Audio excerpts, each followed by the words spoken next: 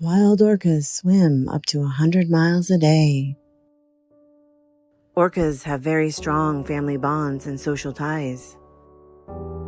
In 1970, off the coast of Washington state, a large number of orcas were captured. The young orcas were brutally taken from their families. The only surviving orca from those captured has lived in a tiny tank at Miami Seaquarium, swimming in circles for almost 52 years. Please, set Toki free. Bitte, lassen Sie Toki frei. Let her feel the native cool water. Let her swim through the kelp beds. But most importantly, let her be with her family once more.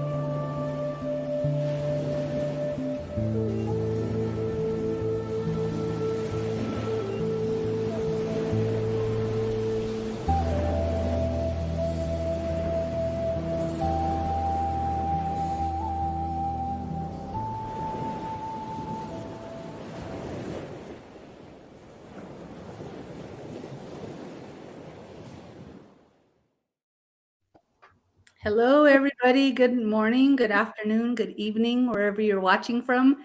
Please tell us in the chat where you are watching from. I know we have people in London and Germany who are super faithful, Japan, to being on this. And so thank you for staying up late or getting up early, whatever it is for you in your time zone. Hi, Alejandro, Howard, Reverend Tammy. Before we get started today, we would like to open up with a prayer. So we've asked Reverend Tammy to join us for this. So if you feel comfortable, close your eyes and we'll get started. Reverend Tammy? Right on. Let's just breathe a breath in, knowing that we breathe in the breath of life, knowing that we are all connected, that there is no separation between any of us, and that we are all walking in this divine mystery, that the spirit of life that is within us links us all and lets us know that we are connected to all living creatures, to all beings, that there is no creature, no being that is separate from us. And so in this connection, in this life, in this realization of our oneness, I invoke the highest level of light and joy and love to be in this space now. That what is created, what is said, what is spoken, what is known is only good. Only good comes to us and only good comes from us.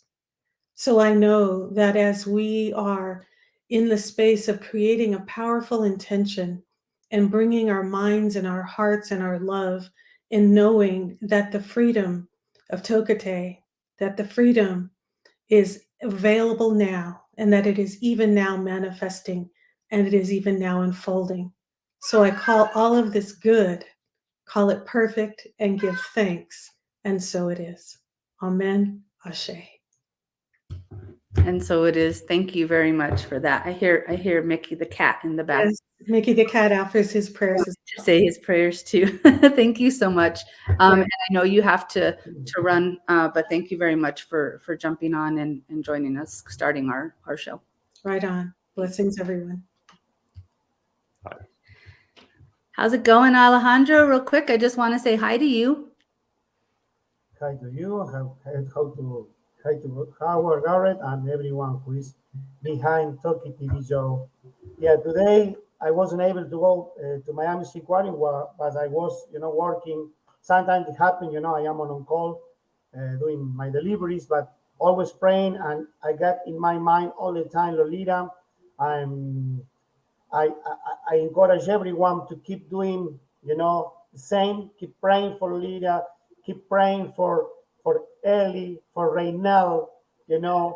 They are working so hard to achieve this goal. Keep praying for Howard Garrett, for Annette, for all those one, for Freddie, for all those one who are working hard for bringing Lolita home. I feel deeply into my heart we will achieve this goal, but we have to keep united.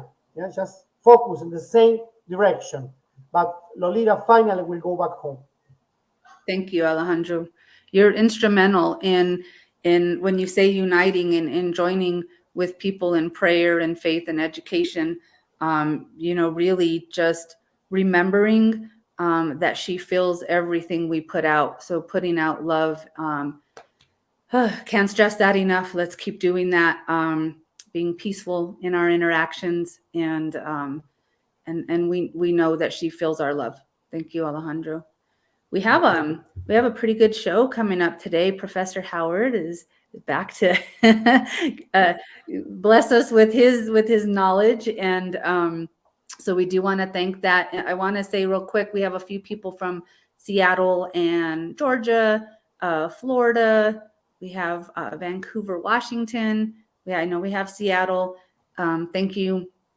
Thank you, all of you, for being here. Don't forget to put in where you're watching from. And then also, if you have questions today specific to Howard's presentation, what he's talking about, feel free to write those in and we'll do our best to get to those at the end. But Howard, I think I am going to turn this over to you. Well, thank you, Annette. And thank you, Reverend Tammy, for that wonderful prayer to Alejandro and everybody who's tuning in. I come to you from the banks of the Elwha River on the Olympic Peninsula at the Balcom Big Salmon Ranch, which is a beautiful tribute to the nature that sustains us, and specifically that sustains the salmon that nourish the orcas, the southern resident orcas. So this is all a big natural prayer to the salmon to help the orcas.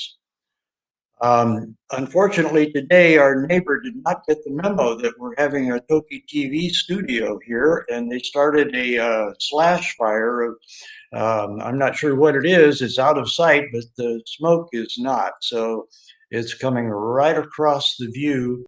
It should be a whole lot brighter back there. And I hope we won't have any interruptions, except there are a lot of ravens in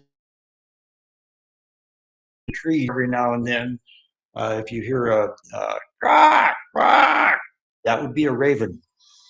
All right, well, I would like to just start out with a bit of Toki's sense of humor, because I think that's what this was. It's very short. In fact, the introduction will be longer than the video clip, but the photographer was able to see her rear up and splash, just throw a fluke spray up into the pan over and see what she hit.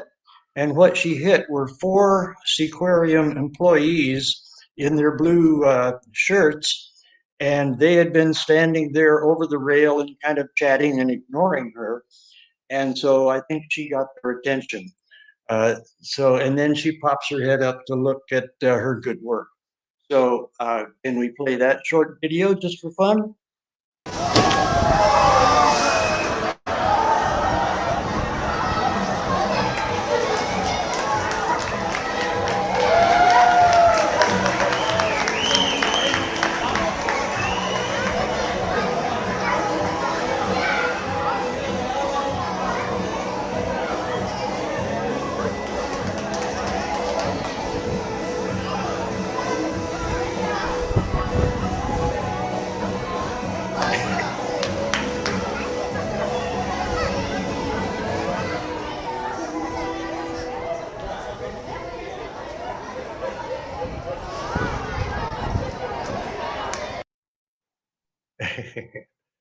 So nobody got hurt, just a little wet in the hot Miami sun, and she got their attention.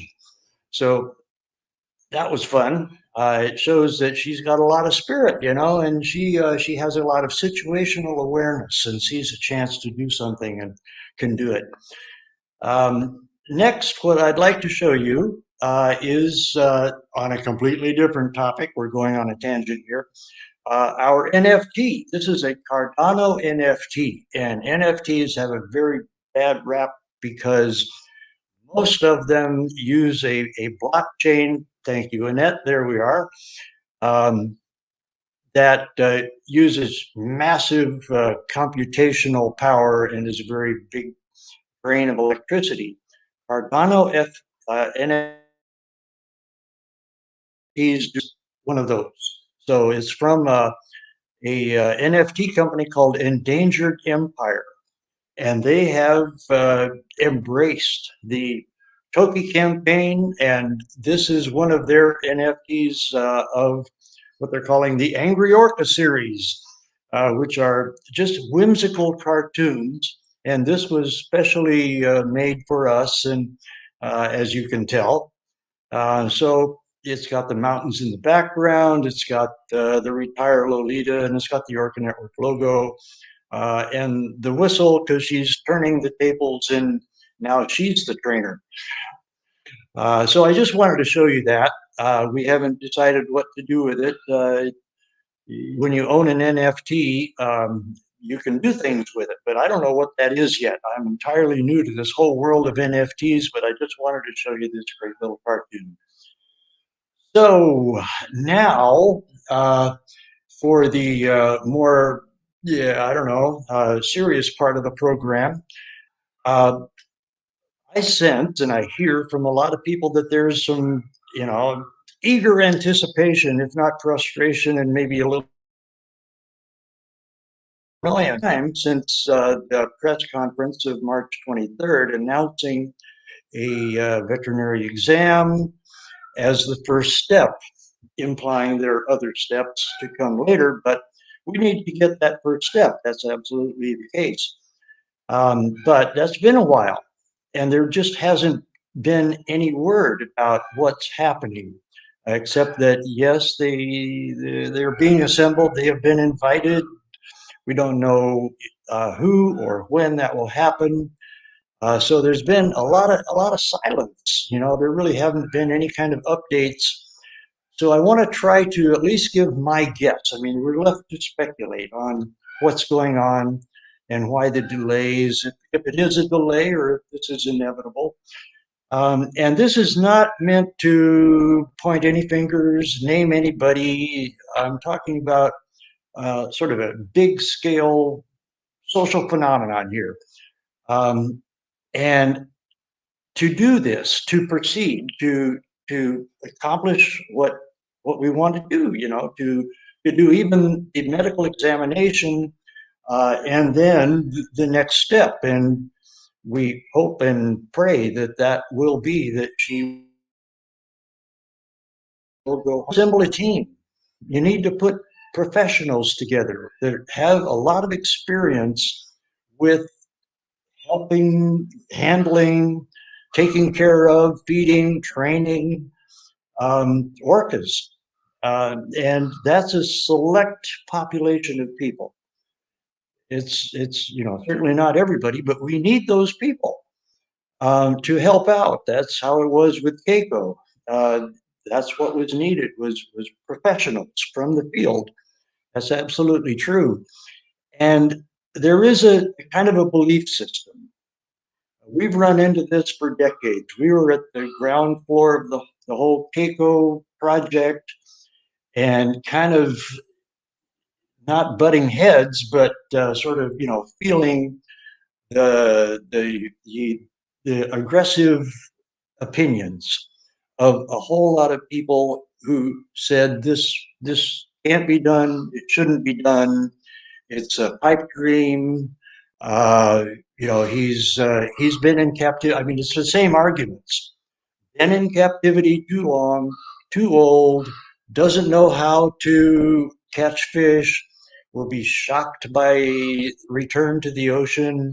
Captivity is all she knows. She's habituated to humans.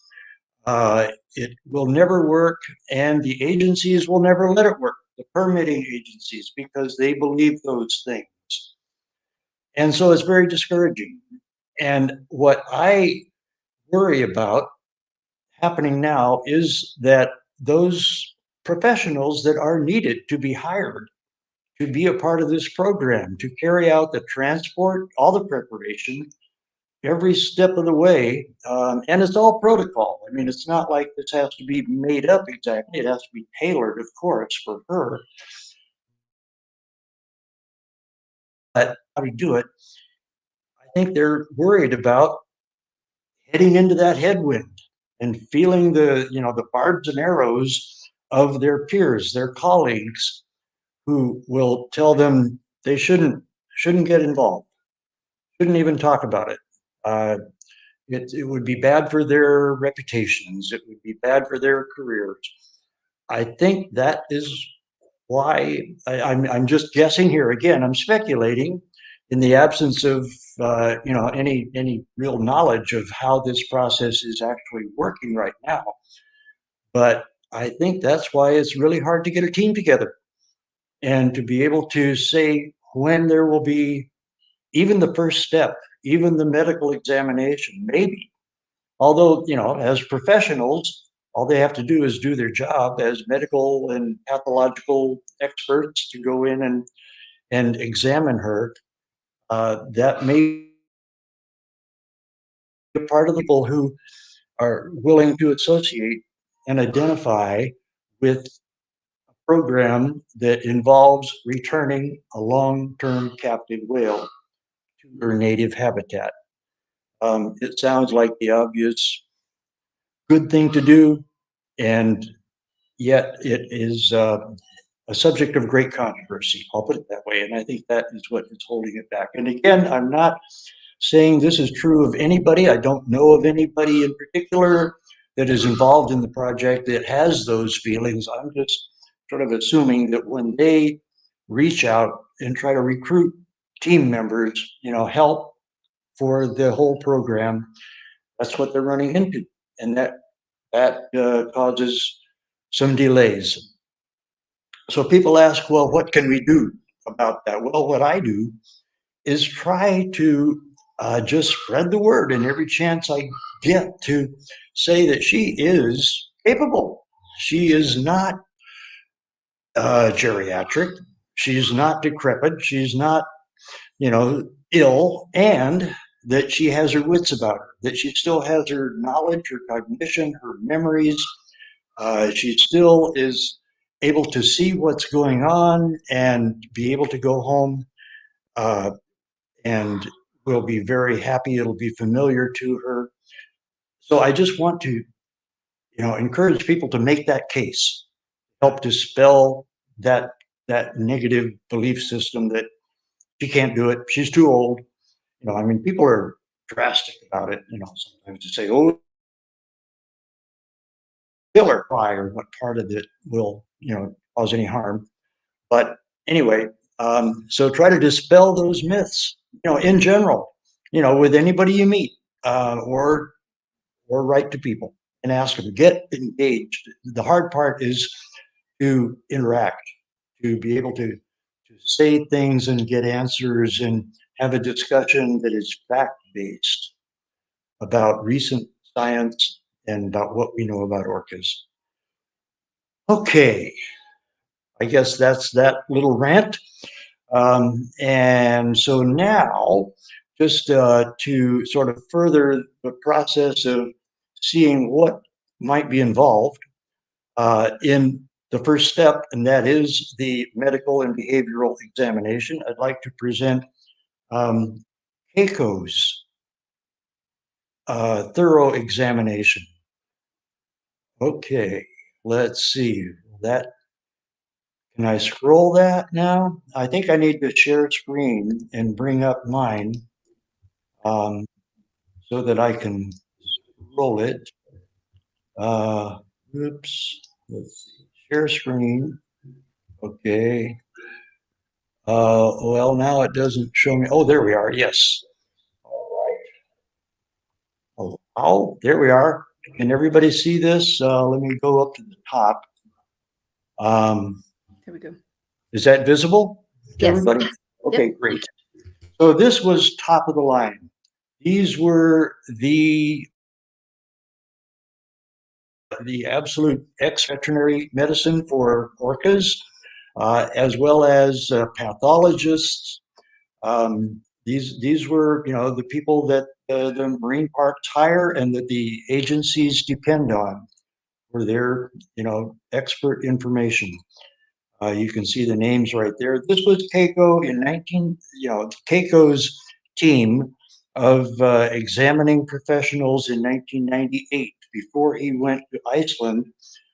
Same exact complaints and objections were made that, oh no, he might cause disease. He might, spread some pathogen in Iceland, or he might be so immunocompromised that he will fall prey to whatever is in the water where he was born, by the way, and the same is true of Toki.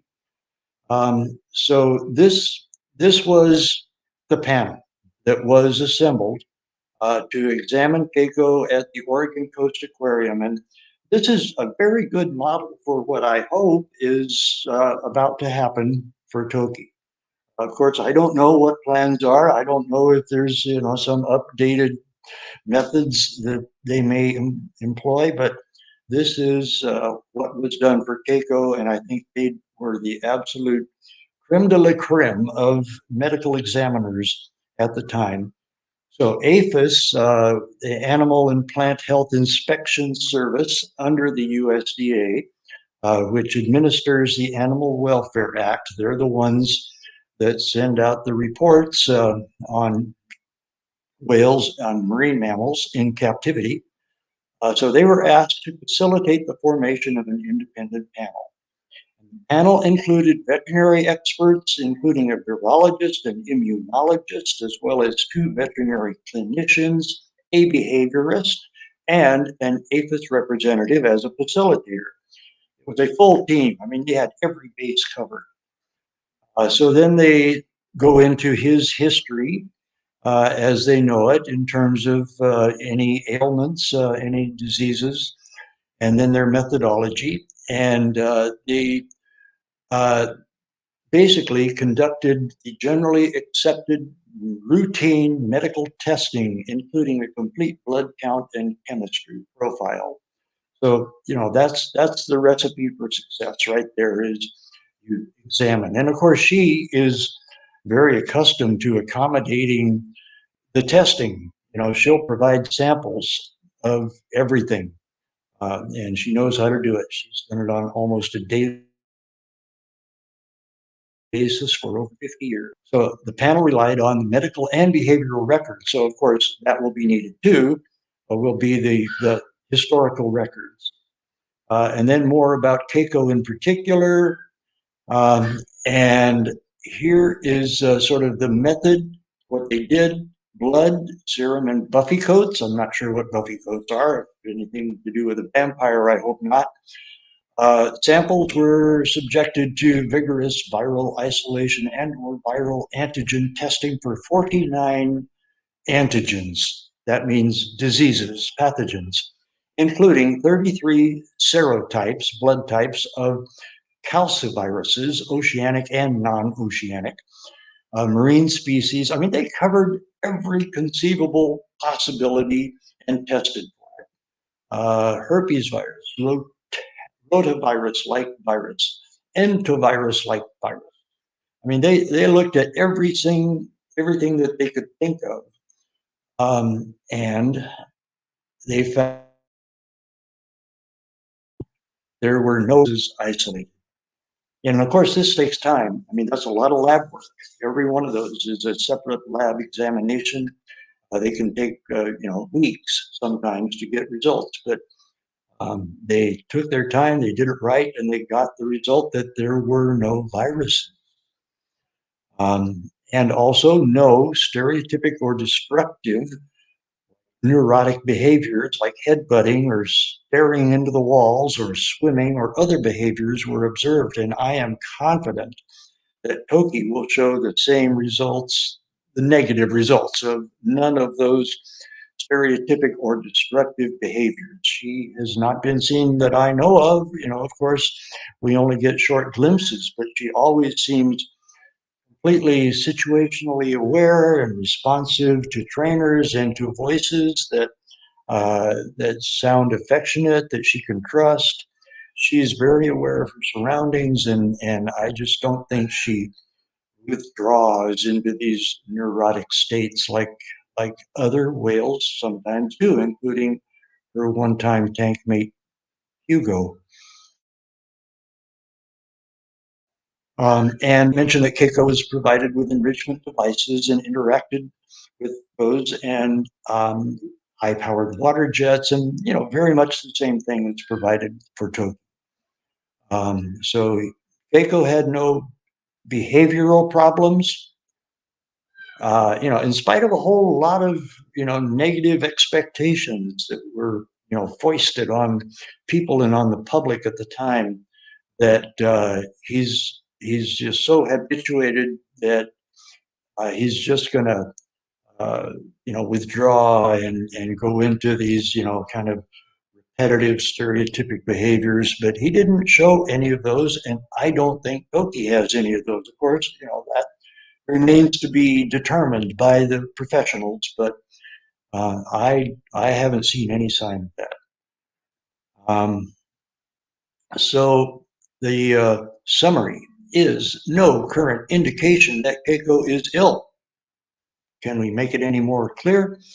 She showed no, or he, sorry. I'm reading what I believe will be Toki's results too. He showed no clinical pathological evidence of chronic deep-seated infection during his residence. Immunological tests within known normal parameters. There was no evidence of recent viral challenges to 48 different viruses. Keiko appeared to be exhibiting no abnormal behavior patterns, which they already said. They kind of repeat it, rephrase it, but they want to be clear. He's just fine medically and behaviorally. So these are the results that I expect we will see.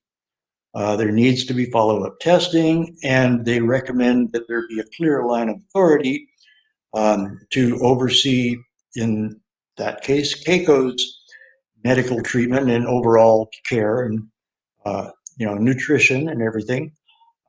And that, of course, would be true for me as well.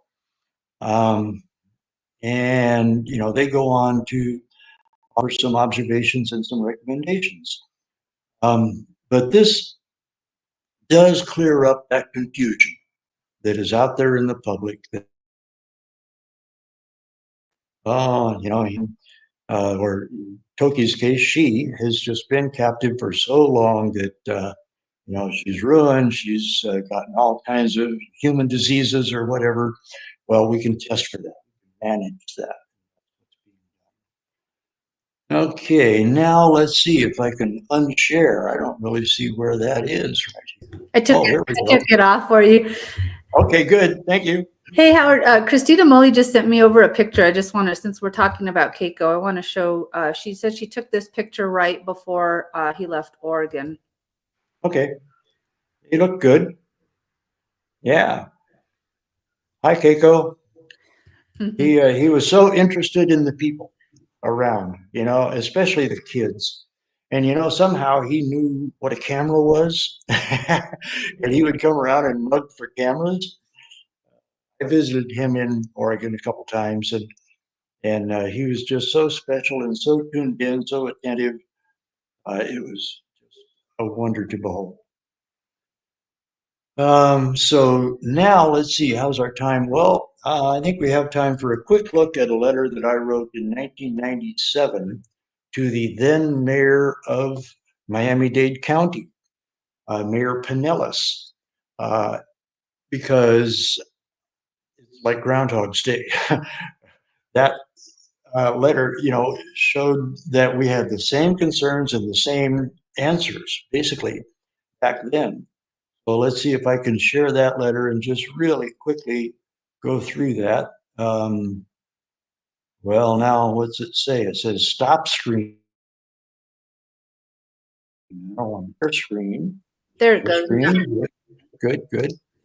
Pinellas, 1997, allow. Bingo, there we are. Okay, and now let's go to the top. Okay, so I wrote this letter. I moved to Miami for 2 years in 1997, and I had a meeting with Mayor Pinellas, and it was really a wonderful meeting. He was very gracious, and he actually seemed to want to help. And he assigned one of his aides to work with me to figure out how the mayor could get involved in helping Toki then. And that lasted a little less than 24 hours. And pretty soon there was nobody at the other end of the phone when I called. And so I just had to assume that somehow they had been discouraged from having any role in helping Toki go home. We can guess what that might have been. But anyway, I wrote this letter to try to clear up whatever were the objections, whatever was the opposition. And the first point that really needs to be said, because it answers the major complaints, that this will do her great harm or kill her, to return to her native waters. And I just want to point out there is no point in the program, in the whole process of transport and CPEN retirement or rehabilitation, reintroduction, whatever you want to call it, that is dangerous, that presents any significant risk. It's not really there. I've never heard anyone say what they're talking about when they say there is danger to her. So, that's it. I would like to be able to get into conversations and be able to discuss on a factual basis and scientific basis, what is the problem they refer to, and I just don't see it. So a thorough medical examination, I said, in 1997 is conducted, and that is necessary, and that's always been true, and it still is true. And of course, sufficient funding needs to be in place. That's always been true. I don't have that, kind of cash on hand, but I think it's available, and I think it can be raised as soon as there's any kind of green light that this is going to happen. I don't think there will be any hesitation from the public to participate. Have to make sure there's sufficient food and that medical care is on call 24/7. She will absolutely not be abandoned, ignored in any way, certainly not just tossed in the ocean. And that's what most people who object seem to think. That's what's going to happen, is we're just going to free Lolita, just toss her in the ocean and say, bye-bye, good luck. No, it would be a very cautious, very carefully phased program of reintroduction and retirement under 24/7 care and supervision all the time. Food provision, professional and veterinary care will need to be available. You have to spell that out. So, reasons why we should do this, because this is obvious animal cruelty. When you see her in that tiny tank, even though she somehow, is able to accommodate and has the courage to face every day and continue on, it's just, she has such rich senses and such communicative capabilities and such memories and such a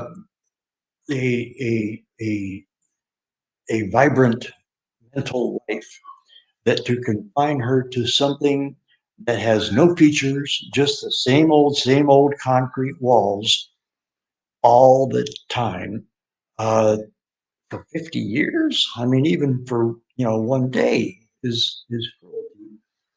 So anyway, those are the reasons why. That should be obvious. And here's where is Groundhog's Day, because this is true today. Many well-meaning people doubt that Lolita can be safely returned, even if cared for in a protected pen and eventually given the opportunity to swim free only if she chooses. And of course, if the medical professionals say she's ready, she's healthy, she's rebuilt her stamina, she's curious, and she would like to explore. And of course, she can be accompanied. Even then, she's not abandoned. She can be minutely radio tagged. You can put a radio on a hummingbird, so you can put one on her that will not be intrusive. And you'll know where she is all the time, and you can accompany her certainly all the daylight hours. And she'll know where to come to get companionship, or you can ask her. You can actually signal her to return to a care station, or a place where she can be taken care of. And this, of course, is after months of rehabilitation, of rebuilding all of her stamina, strength, and everything that she needs. So I support this with 3 important papers in 2001 that had just come out. And one is by Diana Rice and Lori Marino, 2001, Mirror Self-Recognition in the Bottlenose Dolphin, a case of cognitive convergence. And that just states that if you can recognize yourself in the mirror and know that's you, then you have a sense of yourself. You know yourself as an entity, as a separate being from the world around. You're not just in a stimulus response kind of ship with the world. You actually have a contemplative self to process what's going on, to associate and make sense of the world. So it means a lot when you have mirror self-recognition, and that was established in this paper in 2001. And it has many implications. And another paper by John Ford in 1991 established that each Orca community has its own separate calls. Within those communities are dialects in different pods, different variations, but that around the world there are completely distinct, unique, separate communities of orcas, each with their own special diet, their own hunting techniques, their own association patterns, and their own vocabulary, essentially their own communication system. This is powerful because Toki was raised as a Southern with her special particulars way of communicating. That's important to know. She has not lost it. And she has not forgotten how to communicate with her family. That's a very important thing to remember. And of course, they are able to understand symbolic meaning that was established in dolphins. And of course, orcas are the largest dolphins.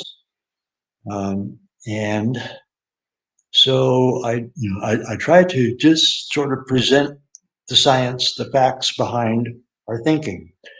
And then that leads us to the 2001 paper, Culture in Whales and Dolphins, which is saying what I just said, basically, that there are distinct communities, each with its own culture that is developed over who knows how many generations, but unique.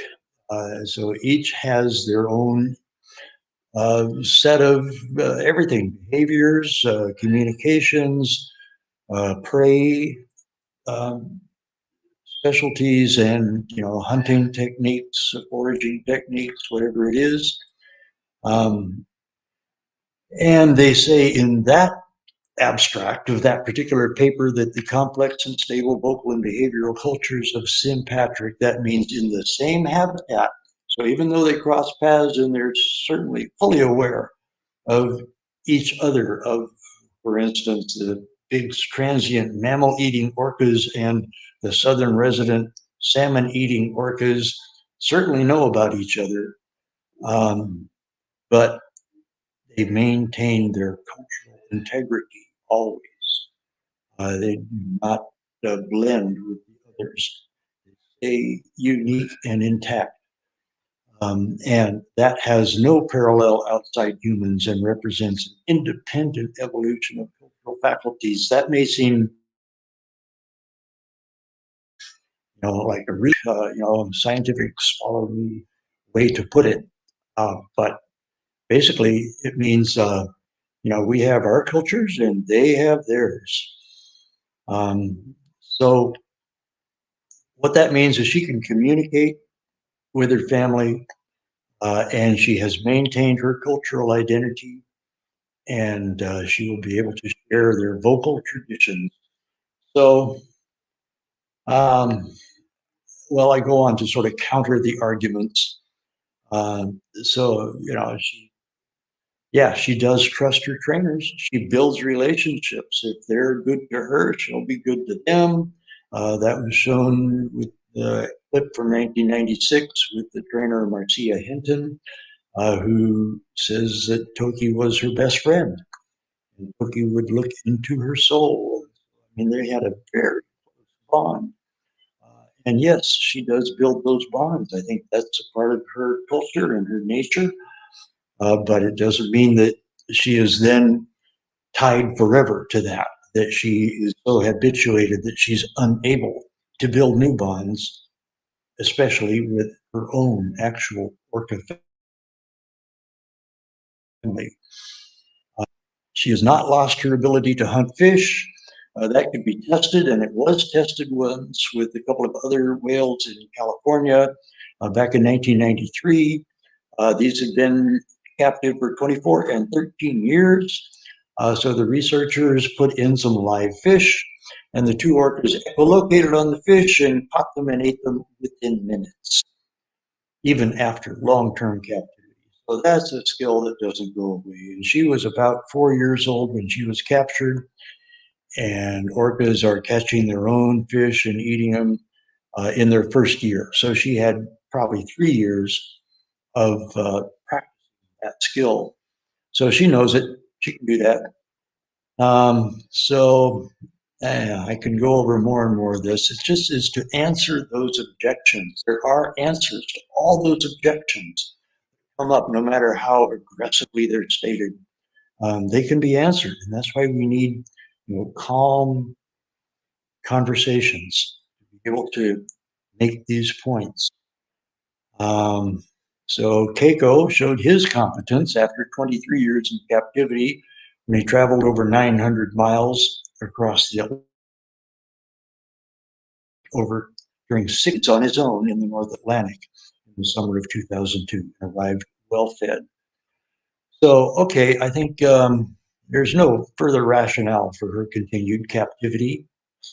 Please consider this. There's only a financial justification, and now there is no financial justification for her to be there because nobody can come into that whale tank or that whale stadium. So, okay, can we stop sharing at this point? And Howard, yes. I just want to say something real quick. Yes. I'm going to try not to cry when I say it, but we all know she's been there 52 years. But 25 years, man. I mean, just be with that for a minute. You wrote this well thought out, very scientific, just heartfelt 25 years ago. I've been trying to make the case. and so like there's several things I want to like thank you, right? Thank you. Somebody even put that here.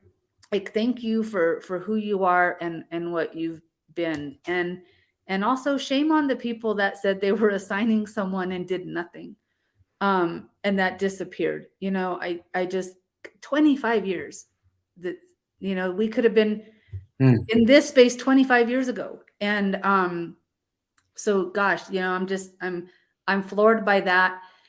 And I'm also thankful that we are where we are today, because we could still be there where they were 25 years ago. They could still say, oh yeah, we're in a different place now, and we know that, and we have people that we trust from our team who are there, and they're having these conversations. And it's heartbreaking to know that you put this all out there 25 years ago and she's still been there. And it's also really comforting to know that we're not where we were 25 years ago, and we're in a whole different place of hope and movement. Yes, we are. In. We are. It's an entirely new ball field now. We've got a new team on the field, and it's a new game. And I think this can be done. Thank you, Annette. I appreciate that. All right. I hope I didn't throw off your train of thought. When I saw that date, I'm like, 25 years. Shall we play the Whale Bowl? A little bit of it, anyway. This was a UK production, and it's a beautiful artistic production. And well, you'll see what it's about, because it's very clear and it's entertaining, and also has a lot of message.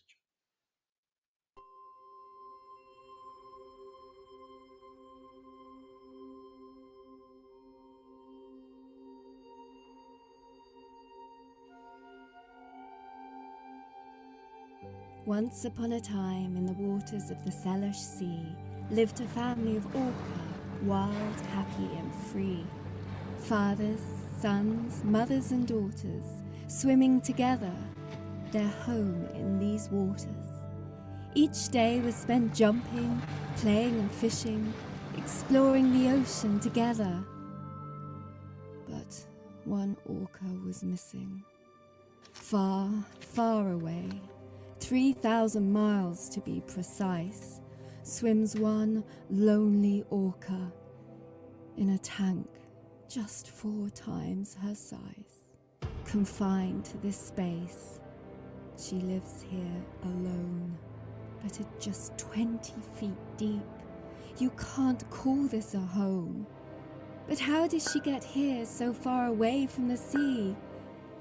Exploited for entertainment, this whale is a victim of captivity. When Lolita was a baby, just 4 years old, she was torn from her mother, and to the marine park she was sold. From this historic kidnapping, she is the last to survive, as the other babies who were taken are no longer alive. Welcome to the Whale Bowl, America's smallest orca tank. For her imprisonment here, we have fellow humans to thank. 47 years later, will her sentence ever end? Alone now, but not always, as she once had a friend. A tank mate named Hugo. The pair were a sensation, performing together, drawing crowds from across the nation. Hugo and his wife are 18 feet long and weigh 2 tons. In whale terms, that makes them youngsters, almost teenagers, and this may account for their readiness to learn. But it is a surprise, though, to know that they have a sense of humor. Although whales have a restricted diet, these two aren't complaining. The new complex was made to order for Hugo and Lolita, the water being regulated at a cozy 65 degrees, just right for killer whales. There's plenty of room for fun, and if they want to, they can even go for a spin. The commercial advantages of performing whales have been quickly seized upon. It's a good show tourists will travel miles to see.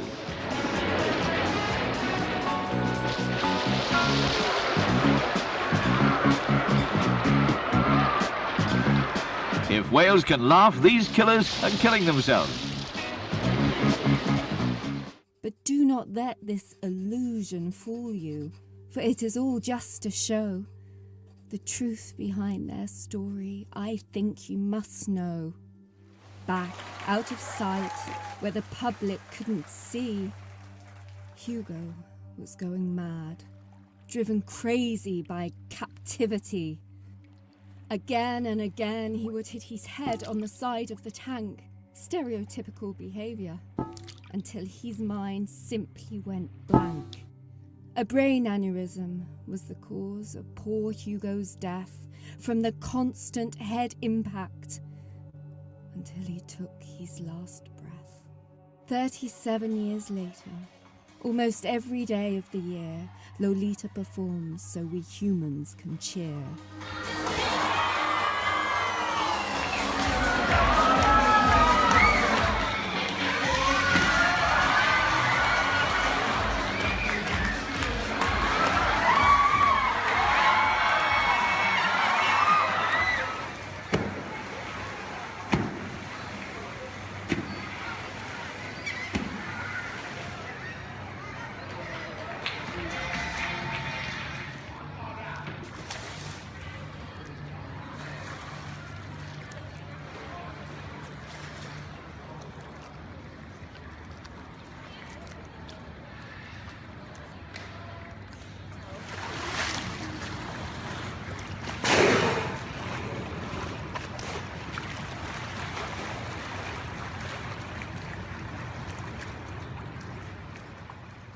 While her days seem endless, with no hope in sight, there are thousands of people fighting for Lolita's plight. This includes Howard Garrett, Ken Balcombe, and Dr. Ingrid Visser, with an extensive retirement plan they are trying to give her. With consideration and care, Lolita would be lifted out of her cell, removed forever, never to return to the whale bowl hell. An ocean sea pen would become her new home, with rehabilitation and care, and plenty of space to roam. Forever her health and well-being we would continue to track, for it is hoped one day she will swim out and never turn back. And then, just maybe, if we dare to dream, Lolita will be found back with her team, back in the ocean, back where she's from, back in the wild, and back with her mum. Today you would expect this orchid to be free, the fairy tale ending of Lolita back in the sea. But I hate to burst your bubble, for this is sadly not the case. Lolita's owners refuse to move her, the star they cannot replace. So this story is not over, not until she is free. But that might take some time, as we are still fighting, you see. Thanks, Howard. The way that ends, gosh, again, Miami Seaquarium original owners or past owners, no movement, not willing to let this happen. And now, Dolphin Company, thank you for being in this conversation with those trying to make this happen. So, oh, you're on mute. There we are. She has so outlived all expectations. That tank is really, decrepit. It's derelict. It's dangerous. I mean, the USDA saw that, and that's really been the case for several years. But I think the assumption was, well, she doesn't have much longer, so she'll be gone, and then they can close the whale stadium. But she's still alive, and that stadium is dangerous. It's bad shape, very bad shape. And so the chances now are way beyond anything from all 52 years almost that she has been there. Certainly the 25 or 6 years that I have been campaigning for her. It's really looking very possible now. So, well, have we got time to play the artists for Lolita? We do. I think We Yeah. do, yeah, we can play it. We're gonna go a little over an hour. That's okay. We'll Okay. do this and then we'll check in and then we'll close with announcements Okay. of upcoming stuff. Okay, this is beautiful music. It's done by Bruce Coughlin and The Wild in Canada, and it's a full production. I mean, you'll see it. This is music video quality, broadcast quality. It's a beautiful, beautiful song, and so professionally, so well done. So okay, Here we go.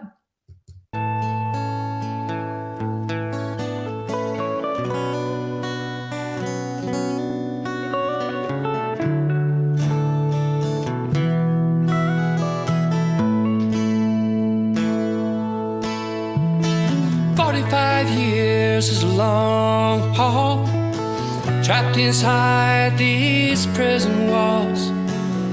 Doesn't time pass by at a crawl, Lolita?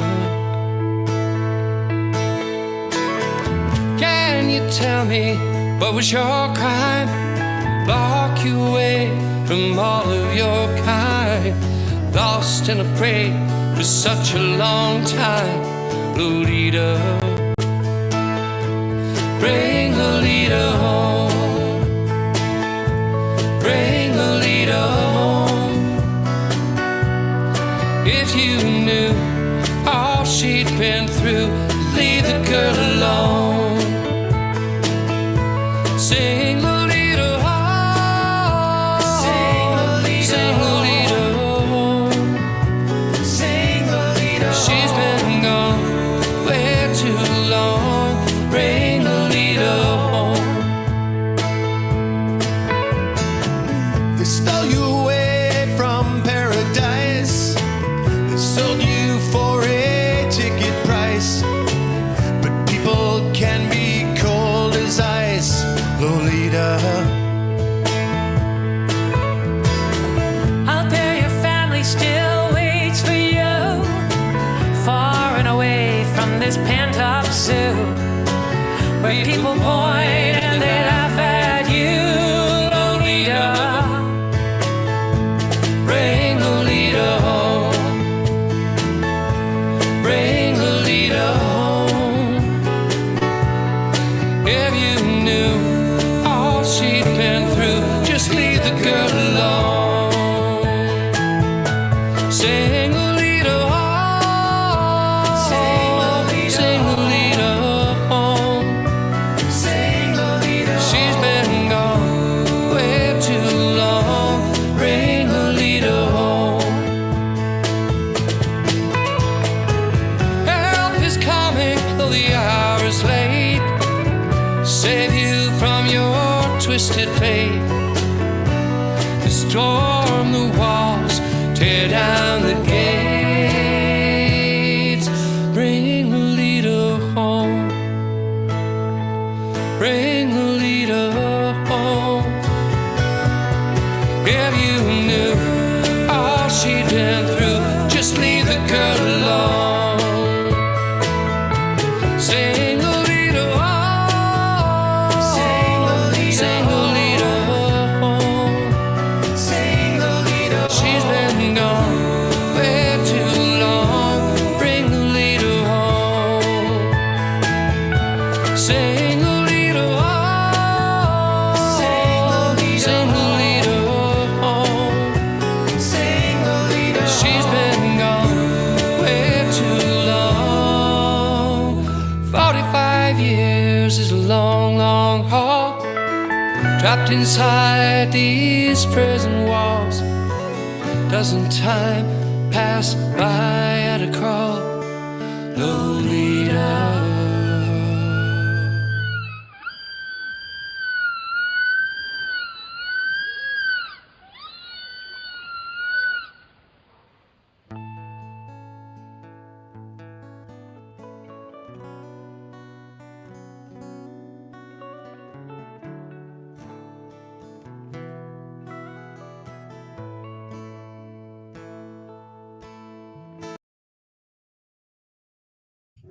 That's beautiful.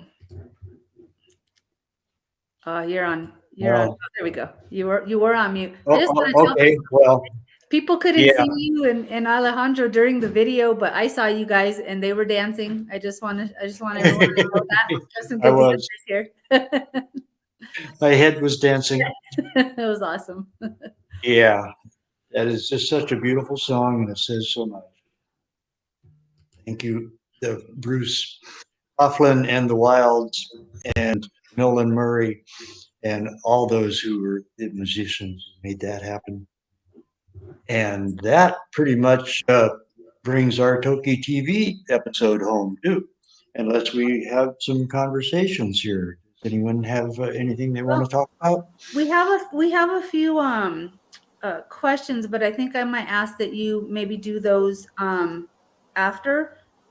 People want to know, who would you pick as your team if you were picking the team, and people want to know, if you've submitted your suggestions to the Seaquarium. Some people are saying that letter you sent 25 years ago should be resent, just so people can see, just what's been going on. But yeah, if you don't mind, Howard, just to maybe take a look at some questions after the show.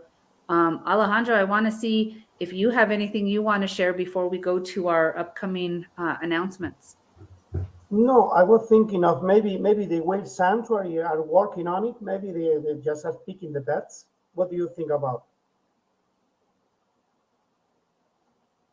Can you say again, please? No, maybe the Lummi people is working with the whale sanctuary. Maybe the whale sanctuary has to pick these vets, these professionals, for checking Lolita's health condition. Maybe you're kind of muffled, and I didn't really get the entire question about the professionals. I'm sorry. Annette, did you hear? I did, and let's try again, Alejandro. I'll mute us so that we just hear you. Okay, I was thinking maybe the whale sanctuary are working on picking the bets for checking Lolita's health condition.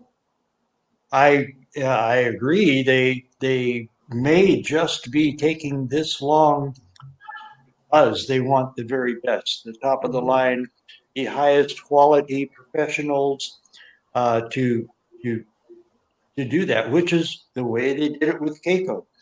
And that examination was not announced ahead of time, so I don't know how long it took to assemble that team. Probably it took a month or 2 or 3 to get everybody together. So this, is maybe to be expected that there will be this kind of delay to get everybody's schedules and everybody, together to do this examination. So it's not necessarily a sign that they're just dragging their feet or delaying for, some other reason. Yeah, I think you're right. Yeah, it takes that kind of time to get the right people. It's like putting a baseball team together. You want to get the finest.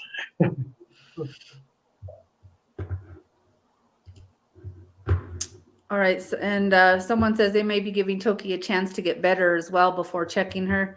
Yeah, I mean, maybe she looked pretty good in the last couple of videos. That again, I'm thanking the mayor and the county commissioner for sharing that with the public, because we hadn't seen her in a while. So thank you, Commissioner Raquel Regalado and Mayor. Yes. Thank you so much, and thank you to the Dolphin Company for talking with Friends of Lolita. Thank you, Friends of Lolita, for forming and being at the table with the Dolphin Company to make this happen. Absolutely. Thank you. And Alejandro, thank you just for being here every week and being there every week. And Howard, Professor Howard, that is your new name. That's what everyone's calling you on Facebook now, which is really cool. A couple announcements. I'll go through them quickly. I wrote them down so I don't forget. Starting May 3rd, which is Tuesday, the Snake River Totem Pole Journey. Again, that's posted on our the Orca Network page, and I will repost it so that you guys have the event locations. That runs May 3rd through May 20th, starting there in Bellingham and ending in Bellingham. Mother's Day is next week, and we'll have some cool. We're gonna have a little surprise for you guys on Mother's Day. Some people who are getting creative with their kids in fundraising. And I think that's really cool. I thought it might be nice too, if you are watching, you have children, or you want to make a sign and take a picture with your mom or your children and shoot it over to me on Messenger. If you're on Facebook, you can just reach me on Messenger fairly easily, or you can send an email to motherearthmotherpeace@gmail.com. We'll put together a little something for Mother's Day. So get your kids together, get your plush whale toys, or make a sign and send us something. We'll get that up there. Also on Mother's Day, Christina Mully, this is really cool. She's doing a worldwide meditation starting at 4 p.m. Eastern. I mean, I'm so sorry, 4 p.m. Pacific time, 4 p.m. from Orca's Island live. So Christina, I know she's on here. If you could please put the link in the chat so that folks can join that. Again, anytime we all get together in prayer, she feels it. So Mother's Day, let's join that and send this out to her and Ocean Sun. Let's honor her. Let's honor her as well this coming week. I know there's probably more, but we are over our time, and so I want to try to stick to that hour that we promised people. I know people schedule this in, so thank you, Alejandro, Howard, and thank you all of you for watching. We'll go ahead and play the little splash video one more time, and then, Okay. and then we'll jump off.